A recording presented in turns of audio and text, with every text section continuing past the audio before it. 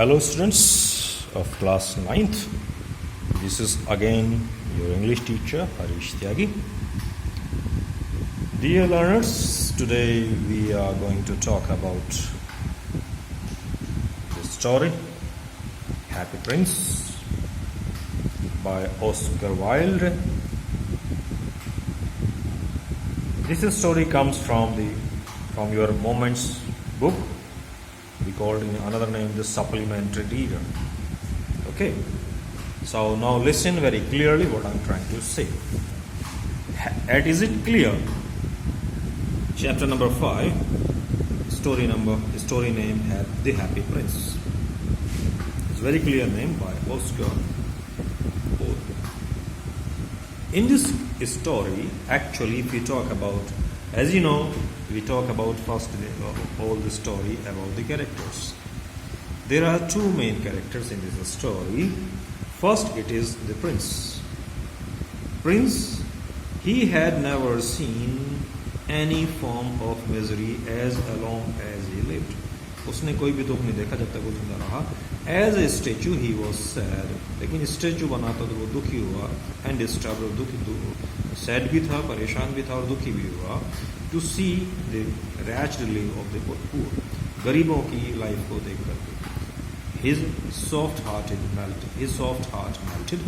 उसका दिल पिघला, उससे दुखी हुआ उसकी उनकी परेशानियों को देख करके, उनकी फीलिंग को समझ कर. He felt very sad. उसके आंखों से आंसू निकलने लगे. He was kind and selfless. वो काइंड था और अपने बारे में वो सेल्फ सेंटर्ड आदमी नहीं था, यानी वो अपने बारे में ही खाली नहीं सोचता था. वांटिंग टू हेल्प, उसने दूसरे लोगों की हेल्प करके उसने सब कुछ जो कुछ किया वो इस स्टोरी में आपको देखने के लिए मिलेगा. सेकेंडली उसका पार्टनर है, सेकेंड कैरेक्टर है, that is the swallow, a little bird named, they called it swallow. He was a little bird with a big heart. You see, understand? Big heart means big emotions, big feeling for the help. इसका मतलब यहाँ पे ये है. He missed his family. वो अपनी family से उसने अपनी फैमिली को मिस किया था एंड फ्रेंड्स को, जब वो इजिप्ट जा रहा था. लेकिन रास्ते में वो रुका प्रिंस की हेल्प करने के लिए. फिर भी दो ए बर्ड ऑफ वार्म रीजन, लेकिन ये जो बर्ड थी, ये swallow था, ये एक वार्म रीजन का, यानी वार्म का मतलब हॉट एरिया जहाँ पे गर्मी रहती है, उस एरिया में था. ये रीजन का मतलब यहाँ पे रीजन जोग्राफिकल लेवल की बात होती है, part of the country, part of the world. उसको ठंड लगी बहुत बुरी तरीके से यूरोप में. लेकिन फिर भी उसने, जब वो नहीं छोड़ा किसको, जो प्रिंस था, जब उसकी आंखें वगैरह निकलने बाद में पता चला स्टोरी, फिर भी प्रिंस के साथ में रहा और उसने बस स्टेचू के साथ में रहना शुरू किया. इस स्टोरी का मैसेज है बेटा, वो भी समझ लो. The message of this story, it is easy shut once eyes of the misery, be and happy. इसके अंदर सुख दुख का पता चलता है कि जब हम अच्छे होते हैं तो लोगों की मदद करें. प्रिंस हैप्पीनेस टाइटल है इस स्टोरी का. This story is about the Prince जो बहुत हैप्पी था, लेकिन दुखी जब उसने लोग मरने के बाद उसने देखा कि लोगों के बारे में कि वो लोग बहुत दुखी हैं, तो उसने फिर भी अपने स्टेचू से अपनी चीज़ों को निकाल करके लोगों को दान करना शुरू कर दिया. यहाँ तक कि अपनी आँखें भी लोगों को उसने दान कर दी. इस स्टोरी का थीम, सेंट्रल थीम मतलब इस स्टोरी का बेसिक पर्पस जो है वो ये है कि सब लोगों की एक दूसरे की हेल्प करनी चाहिए. प्रिंस भले ही प्रिंस है, लेकिन उसको उसके ज्वेलरी वगैरह की उसको कोई ज़रूरत नहीं है और वो सब दूसरे लोगों की हेल्प करते हैं. करेक्ट है. Talk about the introduction. इतनी बात समझ में आ गई होगी. दो कैरेक्टर हैं, Prince and the swallow. Message आपको बताई दिए, टाइटल के बारे में बता, थीम इसका ये दूसरों की हेल्प करना. करेक्ट. इंट्रोडक्शन इस स्टोरी में जो है, ऑस्कर फिंगले जो इसके राइटर हैं, उन्होंने 16 अक्टूबर 1854 से 30 नवंबर 19 तक वो रहे. वो आयरिश का मतलब आयरलैंड के रहने वाले. वो पोएट भी थे और प्ले राइटर भी थे और ड्रामा भी लिखते थे.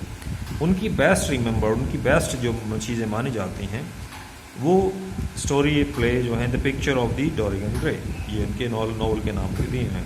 इस स्टोरी में प्रिंस के बारे में बताया, हैप्पी प्रिंस के बारे में बताया हुआ है, और डेथ के बाद भी जो बड़ी स्टेचू जिसकी बना दी जाती है, लेकिन फिर भी वो लोगों की हेल्प करता है.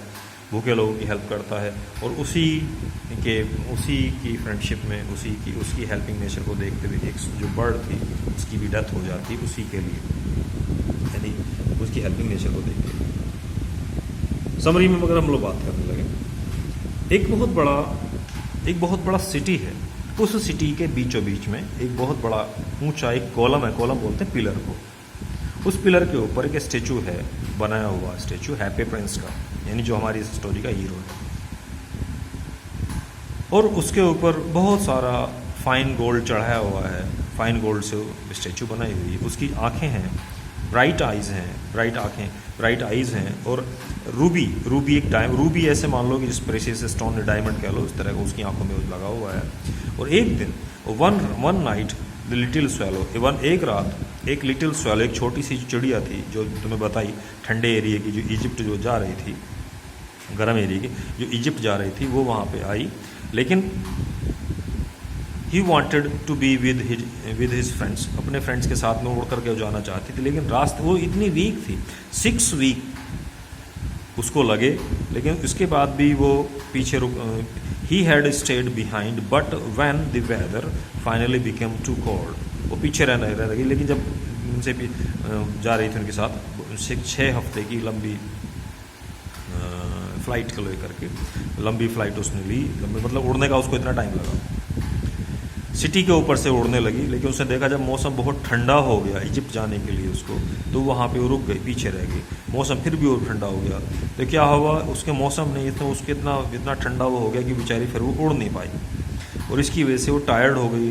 उसने एक जगह देखा कि कैसे वो कहाँ पे आराम कर सकती है वो अपने रुकने के लिए, जैसे हम लोग अपनी सूटेबल प्लेस देखते हैं, उसे वो जगह मिली जहाँ प्रिंस की स्टैचू लगी हुई थी। वो प्रिंस के नीचे, प्रिंस की स्टैचू के पाँव में जाके बैठ गई।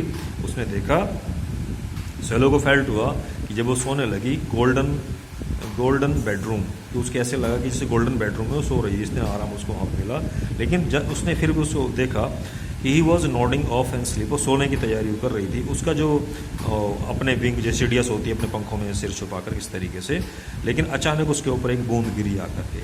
दिस इज स्ट्रेंज, ये उसको बड़ा इसको देखकर स्ट्रेंज फील हुआ उसने, इतनी ठंडी, देयर इज़ नो क्लाउड, कि आसमान में बारिश की कोई बादल वगैरह तो नहीं थे, लेकिन फिर भी बूंद कहाँ से आई। उसने बोलते चारों तरफ देखा कि यूरोप के वेदर के अंदर ऐसी बूंद कैसे हो सकती है, और उसने देखा he long to be with his friends and family in the warm sunny Egypt. वो तो इस टाइम में उसको वहाँ होना चाहिए था, वो सोचती है अपने दोस्तों के साथ इजिप्ट में। इजिप्ट जिसको तुम्हारे यहाँ मिस्र बोला जाता है, हिंदी में इजिप्ट उसको बोलते हैं। लेकिन he could close his eyes, लेकिन उसने आंखें बंद करती, फिर उसने अचानक दूसरी महसूस करी, फिर बूंद उसके ऊपर पड़ी। लिटिल स्वैलो लुक्ड अप, ऊपर नीचे उसने देखा कि प्रिंस जो है, उसने प्रिंस के स्टेचू पे देखा कि प्रिंस की स्टेचू रो रही है, यानी ये करके मान लो कि प्रिंस अब वहाँ पे रो रहा है, खड़ा हुआ है। उसने नीचे हिज गोल्डन चीक से, उसके जो स्टेचू बनी, उसके गालों से, उसके चीक से बूंद टपक के आंसू की नीचे उसके ऊपर गिरी। स्वैलो को जो लिटिल स्वैलो का मतलब लिटिल बर्ड मान लो यहाँ पे, लिटिल बर्ड को इस बात को सुनकर के बड़ा दुख हुआ। उसने देखा कि भाई इसके ऐसे चेहरे से, मतलब उसके दुख को उसने फील करना शुरू किया, ऐसे शॉर्ट अगर बात करें। पूछने पर हैप्पी प्रिंस ने बताया कि मैं बड़ा दुखी हूँ चारों तरफ के दुखों को देख करके, मेरे मन दुखता है। हैप्पी प्रिंस ने उसको बताया, प्रिंस ने उसे लिटिल बर्ड को बताया कि how he had lived in this place, कि वो कैसे अपने प्लेस के अंदर रहता था, जहाँ पे कोई भी दुख उसको पता नहीं था कि वहाँ मुझे कोई दुनिया में कोई दुखी भी है। लेकिन he did not know about the tears, उसके आंसुओं के बाद इतना वो खुश था अपने महलों के अंदर जो रहता था, उसे ये पता नहीं था कि कहाँ पे दुख है और कहाँ पे दुनिया में किसी को दुख भी होता है। इसके बाद में जब वो मर गया, क्योंकि उसे महल के बाहर उसको देखने की परमिशन नहीं मिली। Inside everything was beautiful and filled with happiness, महल के अंदर सब कुछ खुश था, चारों तरफ खुशियाँ थी, पूरी फैसिलिटीज़ थी। लेकिन डेथ के बाद उसको ये पता चला कि उसके मरने के बाद में उसकी यहाँ पे स्टेचू ऊपर बना के लगा दी गई, तो उसको मरने के बाद में लोगों के दुखों को पता चला कि लोग दुनिया में कितने, क्योंकि वहाँ पे स्टेचू बन गई ना लोगों को, तो उसने ऐसा मतलब क्यों देखने लगा, उसके अंदर उसकी आत्मा आ गई। His heart was made of lead of felt set, और उसके दिल के अंदर, उसके मन में, हार्ट में दुखों की भावनाएं बनने लगी उन लोगों के लिए। उसने महसूस किया बहुत ही ज़्यादा worse, because on the pedestal, चारों तरफ देखता था कि जो भी कुछ है, लोग हेल्प करना चाहता, लेकिन सारे के सारे लोग दुखी। प्रिंस ने देखा, प्रिंस ने स्वेलो को बताया, लिटिल स्वेलो का मतलब फिर गया उस बर्ड को बताया, लिटिल बर्ड को बताया, कौन सी वाली बर्ड, जो इजिप्ट जा रही थी अपने फ्रेंड्स के साथ, वो रास्ते में रह गई थी, कि विंडो से बहुत दूर उसने देखा कि एक पुअर लेडी बैठी हुई है टेबल के पास में, और उसने देखा और सीम स्ट्रेस, वो बड़ी दुखी, वो ऐसी लगती है कि बड़ी दुखी है। उसने एम्ब्रॉयडरी का सैटिन का गाउन पहना हुआ है, राजा queen's maids honour to be the next court, जो कोर्ट में पहनते थे इस तरह का, इन ए बेड, और बेड में उसके कॉर्नर पे रूम में एक छोटा सा बच्चा लेटा हुआ है, छोटा सा लड़का लेटा हुआ है, उसका बेटा ही होगा, जिसको बहुत फीवर है, जिसको बहुत बुखार है। He was asking for oranges, वो उसको ऑरेंज की मांग कर रहा, बोलो मुझे ऑरेंज दे दो खाने के लिए, लेकिन मदर उसको ऑरेंज नहीं दे सकती क्योंकि उसके पास में पैसे नहीं है, इसलिए she could give him only the river water, उसको केवल पीने के लिए पानी दे सकती है। प्रिंस ने रिक्वेस्ट करी स्वेलो से, उस लिटिल बर्ड से, कि मेरी रूबी निकाल करके from the hilt of his sword, तलवार से निकाल करके उसकी मदर को दे दो। स्वेलो ने वो रूबी निकाल करके, जो डायमंड था उसकी तलवार से उसने निकाल करके उसको उसके कमरे में विंडो पर रखाया, पुअर सिंस, जो पुअर लेडी थी, ठीक है। ये पहली हेल्प, तो फर्स्ट हेल्प ये स्वेलो ने करी। Next day when the swallow tried to leave, अगले दिन, देखो पहले दिन की बात थी ये, यहाँ तक कि उसने हेल्प करी। अगले दिन मॉर्निंग में जब स्वेलो यानी लिटिल बर्ड वहाँ से उसने जाने वाला था, तब प्रिंस ने उससे कहा, रिक्वेस्ट करा कि भाई मेरे साथ एक रात और रुक जाओ, हेल्प, दूसरों की हेल्प करने के लिए। This time he sent the little swallow to the playwright, अब उसने लिटिल स्वेलो को, लिटिल बर्ड को दूसरी जगह भेजा, who was cold and hungry, एक प्ले राइट मतलब जो लिखने वाला है, जो भूखा भी है और हंग्री भी है। उसने स्वेलो से पूछा, लिटिल बर्ड से कहा कि शेफायर आइज, मेरी जो शेफायर जो भी डायमंड है, मेरी डायमंड की आँखें, उसको एक आँख निकाल करके, the prince the swallow said but last very reluctantly he did the prince's bite, उसने वो आँखें निकाल, शेफायर निकाल कर उसको दे दी। ये दूसरे दिन की बात है। On the third day again this swallow wanted to leave, तीसरे दिन भी, मतलब दो हेल्प कर दी, तीसरे दिन भी हेल्प करने के लिए, वो तीसरे दिन भी जब उसने जाने के लिए कहा, तो प्रिंस ने उसको फिर रोक लिया कि भाई पुअर मैचेस्टिक गर्ल, जो मैचेस्टिक का मतलब जो घड़ी, जो माचिस बनाने वाली, उस पतली सी लड़की है, उसके लिए हेल्प करने के लिए, उसको हेल्प चाहिए, उसको हेल्प कर दो। उसने उससे कहा कि उसके जो that the sapphire from his second eyes, कि मेरी दूसरी आंख में जो डायमंड लगा शेफायर का, उसको भी निकाल करके उस लड़की को दे थर्ड हेल्प के लिए। स्वेलो बेचारा रोने लगा, जो लिटिल बर्ड थी वो रोने लगी, उसने रोज आंख निकाली। अगेन प्रिंस ने रिक्वेस्ट की कि उसको हेल्प कर दो, but then he had become very attached to the prince. इस घटना से लेकर के, उसने दोनों आंखें दे दी निकाल के, इस घटना से लेकर के वो प्रिंस से क्या है, ये जो लिटिल बर्ड थी उससे काफ़ी अटैच हो गई इस तरह की बात, और वो वहाँ पे छोड़, अब उसने सोचा कि मैं प्रिंस को छोड़ करके यहाँ से नहीं जाऊँगी। हैप्पी प्रिंस ने उससे कहा कि भाई सिटी में चारों तरफ जा करके देखो और ये कंडीशन पता करो कि कितने लोग वहाँ पर हैं और कैसे लोग रहते हैं। द बर्ड, उस चिड़िया ने, छोटी चिड़िया ने चारों तरफ देखा और बताया कि सब लोग चारों तरफ गरीब ही गरीब हैं।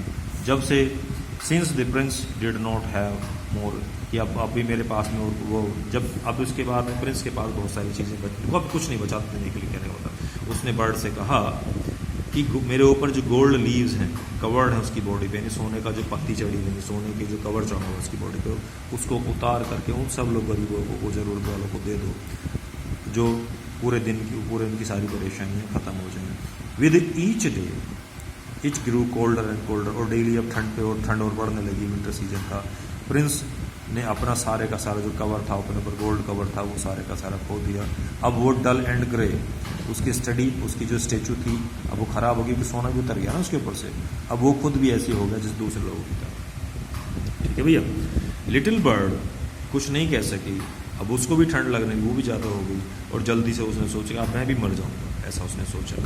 सो he told the prince that he would leave and the prince requested a kiss from him. उसने कहा कि भाई अब मैं यहाँ से चला जाऊँ। तो इस बात को सुन करके सिक्योरिटी बर्ड लिटिल बर्ड ने कहा प्रिंस से कि मैं यहाँ से चले जाऊँ। इस बात को सुन करके प्रिंस ने उससे कहा कि मुझे एक बार किस कर दो, मुझे एक बार मुझे प्यार कर दो। स्वैलो ने उसको लिटिल बर्ड ने प्रिंस को किस किया and fell dead at his feet, और ऐसे महसूस किया कि शायद वो मर गया हो। At that very moment there was a strange sound from the statue, sound breaking heart. और उसे मुझे किस करने के बाद में जब उसने बर्ड ने उसको किस किया तो वहाँ से बहुत बड़ी साउंड आई। साउंड ऐसे आई हार्ट फटने की, जैसे कि स्टेचू का हार्ट फट गया और वो मर गया हो। The next morning people came through the dead bird on the garbage. और अगले दिन चिड़िया भी मर गई ना, तो अगले दिन वो सब लोग जो दूध आए और मरी चिड़िया उसने गार्बेज के हीप का मतलब ढेर में कूड़े करके फेंक दिया। And dragged away the statue off to melt it in the furnace. और उस स्टेचू को उठा करके लोगों ने उसको भट्टी में डाल दिया पिघलने के लिए। There were amazed to see that the heart did melt. ऐसा देखने में बड़ा अजीब सा लगता है कि उसका जो हार्ट था मेल्ट हुआ, किसका, प्रिंस का। They flung it on top and the garbage heap and it landed near the swallow's body. उसने जब उसको गार्बेज में फेंक दिया उसके दिल को निकाल करके, तो वो भी प्रिंस का हार्ट जो फटा था दिल का अंदर, मतलब इसलिए मान लो कि स्टेचू के अंदर दिल था, उसने उसको भी गार्बेज में फेंक दिया। God sent the angel, God ने एंजल भेजा, फरिश्ते भेजे इन दोनों लोगों को, प्रीशियस लोगों को लाने के लिए। They came to the earth and picked up the swallow and the broken heart of prince. और उन्होंने उसके प्रिंस के टूटे हुए प्रिंस के हार्ट को और उस बर्ड को उठा करके देवदूत आसमान में भगवान जी के पास में लेके चले गए। ये स्टोरी है। इस स्टोरी के हिसाब से आप लोग काम करो, फिर बात करते हैं। लेकिन बेटा तुम लोग जूम की क्लासेस में नहीं आ रहे हो, ऐसे कैसे काम चलेगा, कैसे तुम्हारी पढ़ाई होगी? जूम की क्लास में आया करो ना। तुम लोग नहीं आओगे, एब्सेंट रहोगे, तो एग्ज़ाम में नंबर कैसे आएंगे? एग्ज़ाम ख़राब होंगे तो 9th से 10th में कैसे जाओगे? ओके, चलो ठीक है, बात करते हैं फिर। Okay, thank you very much, have a good day. मैं तुम्हारा काम ग्रुप पे डाल दूँगा। Okay, bye bye, see you.